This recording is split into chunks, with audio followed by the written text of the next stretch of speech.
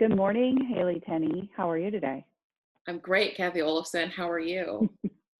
I'm good. I'm good. I'm glad we're going to take some time today to talk about what we've learned from the pandemic and isolation. Me too, because I feel like I've learned so much. So, actually, today is May 30th, and the world is opening back up in the state of Illinois. So, as Sort we of. think, Sort of. sort of, yeah, okay, sort of. Okay, sorry, my dog's crazy. So, we decided that we would share with the world the top three things that we learned from isolation and the things that we would like to take with us as we start to re-enter normalcy. I don't Yeah. know. Is it going to be normal? Well, should we tell people like why we decided to do this? Yes. Why don't you tell us why? No, thank you. Why don't you tell us why? Well, we decided to come together to share this conversation because we talk to each other on a regular basis, and our conversations are always fun, So fun. and we always generally learn from one another So because much we learning. are of different generations. I'm older So corny. Oh my God. than Haley. You could have just stopped at old. Wow. No, because I really don't think I'm old. I'm just older than you. And sometimes Haley reminds me, I mean, most days that I could be her mom. You're literally So, twice my age. so she, thanks for that. Thanks for sharing that. So Haley is, tell us how old you are, Haley. I am 24 years old, soon to be 25. And I am 49 and going to try and stay 49 as long as possible. And in my head, I'm like 30, you See, know. in my head, I'm approximately 57. So about to. So we've learned a lot from each other. And that's one thing that came out of the coronavirus, right, is that we work together. And so we had to do a lot of Skype calls and a lot of Zoom meetings Boom. together. And we decided that since we were learning from one another, that maybe we should share what we've learned from one another with all of you. And even before the pandemic, like Kathy said, we are coworkers, but we don't live in the same town and we work in two different offices. So we True. mostly would communicate via phone anyway. And even still, managed to share so many wisdom nuggets with each other. Oh, my head looks massive in this. Holy And cannoli. my But hair looks so back gray. to you. No, it It's doesn't. all, I'm just gonna, I think I might just own it and just go gray. I don't know. Perfect. I'm owning the fro, so go ahead. Okay. Well, I'll go first then. You want me to go first? Okay. So the first thing that I really probably learned and appreciated during the time of isolation is that it really forced my family to slow down because we just are typically go, go, go, gone all of the time, just running constantly. And the coronavirus reminded me, and I think the rest of my family, even, well, most of us, um, okay, me and Dave, that it's good to be home. And we have a beautiful home, and it's nice to just be here and enjoy our backyard and enjoy quiet time. So That's beautiful. that was my So first learning. that was good. My first, and these are in no particular order. My first thing that I learned from quarantine that I am going to take with me is that at heart, I am an introvert, and that is okay. I feel like I spend a lot of time, especially as I really love people. I really do. I love communicating with people. I love talking to people. I love finding out, their stories, their hopes, dreams, fears, and regrets. But I need so much time to recharge. And I hate to say it because so many people have just had, quarantine was horrible for so many people. And I know that in my heart and my heart breaks for them. But for me, it was similarly, I learned that I need this time to recharge and that that's okay. And I'm going to try to take that with me after this because I think I am just a lot more mellow than I was. I think that's That's good my to know about yourself. Yeah. I am a typical extrovert, but Oh, as I grow older, yeah, no kidding.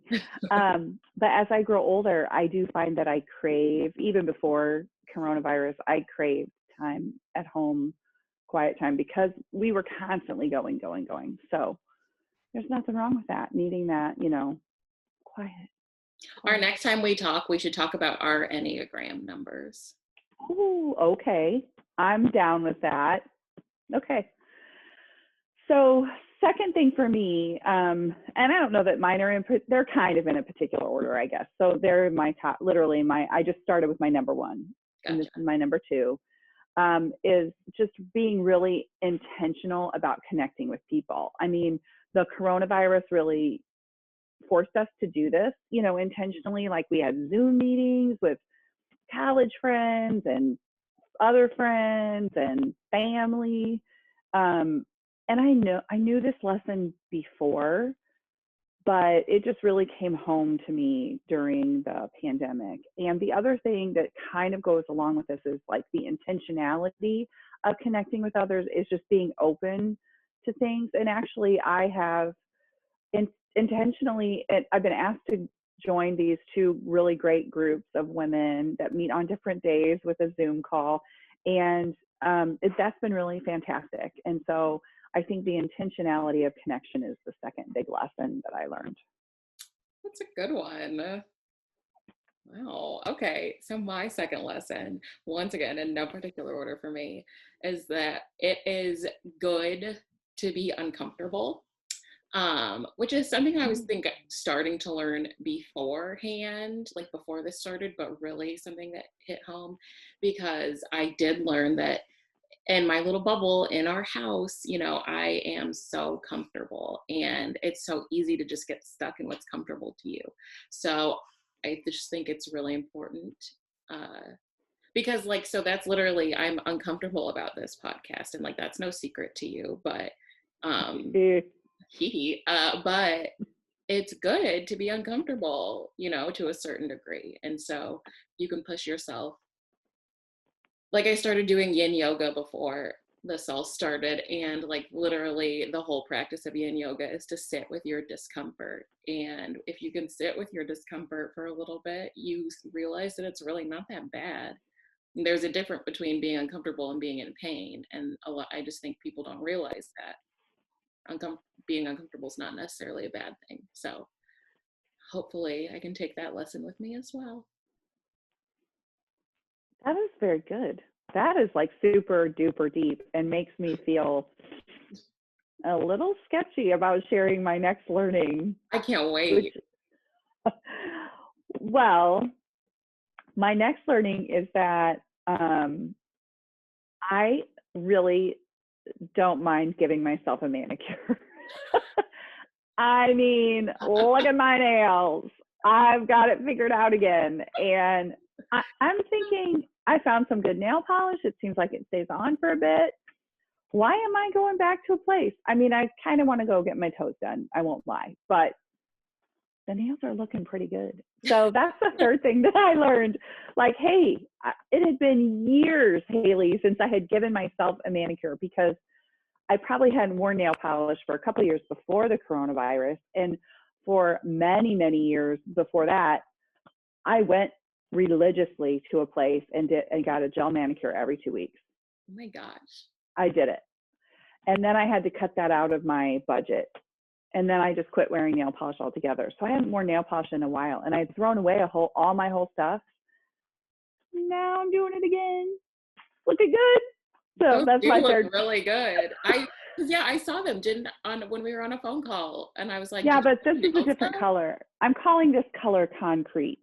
I don't really know. It doesn't have a name. Like they come with weird little codes, but I'm going to make up my own, a la OPI. I'm going to do CAO nail color concrete.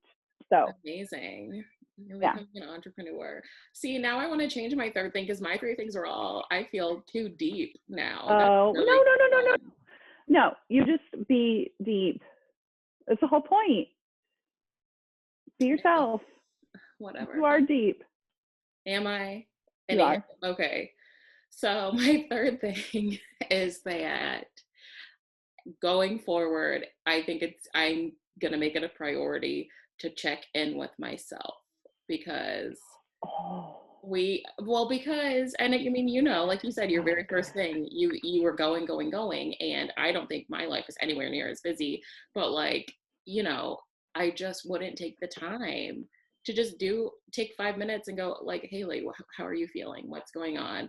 What physical symptoms are you feeling? What emotional and mental symptoms? Like, how are you just feeling? And I realized that, like, especially with the news and politics and everything going on, even just taking a few minutes without my phone and just drinking a cup of coffee in silence, not listening to anything but my thoughts, is not scary, and it's really good.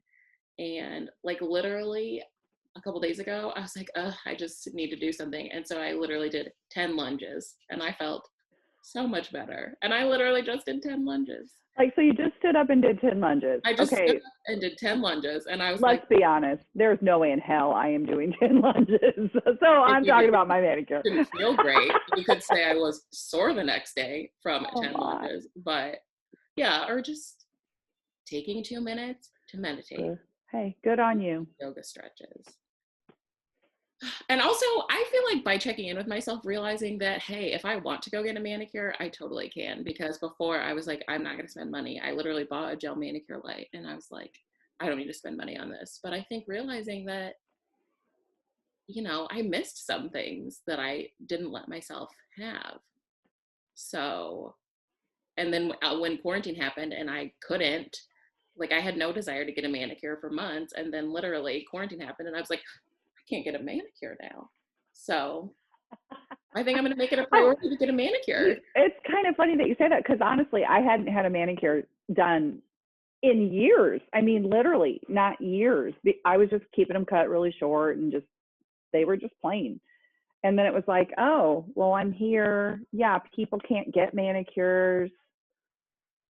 And to be honest, let's be truthful. My daughter was like, my nails look a mess. And I'm like, well, come on, I used to do my own nails all the time. And then we like got a little kit and Olive and June. That's the kit we got, Olive and June. Olive and June sponsor. And it's worked out. So, so those are the lessons that I've learned from. I do love your check-in lesson. I feel like I appreciate that too, but I journal every morning. You already are checking in with yourself. Yeah, I try to do some of that already. So, but here's the thing about me. If I were to say, I just had this conversation with a friend last week. If I were to say, I'm going to journal every morning for a month, I wouldn't. I would journal every day for 2 days. And then I'd be like, I'm over it. Or if I were like, I've never completed like a 30-day at-home fitness thing. Not for lack of trying, but just because like I'm like, I get to day 4 and I'm like, this is a waste of my time. I don't want to do this. So I know that if I were to say I'm going to journal every day or check in with myself in this way every single day, I just wouldn't do it. So it's just easier to remember these things, like to do 10 lunges when I think about doing 10 lunges and realize that I might need them. I love that. I love that that's your check-in. I mean, my check-in, 5 things I'm grateful for every morning. Haley's doing lunges. All right. Anything else to share with our soon-to-be viewership? All 3 of you guys. Hi, Mom. Yeah, all 3. Hi, Mom and Yeah. Dad. I hope everybody is just doing something that makes them happy and doing something that pushes them out of their comfort zone, the way that I'm doing this podcast with you. Insane. So let us know what you learned during the coronavirus and what you're taking with you. Or don't, whatever. Yeah, or don't, but maybe hit like. If you get this far, what. Yeah. Great. Okay. Okay. Peace and blessings. Peace and blessings. I loved your peace sign. Peace and blessings. Oh my God, stop. What's wrong with it? That was so uncomfortable for me.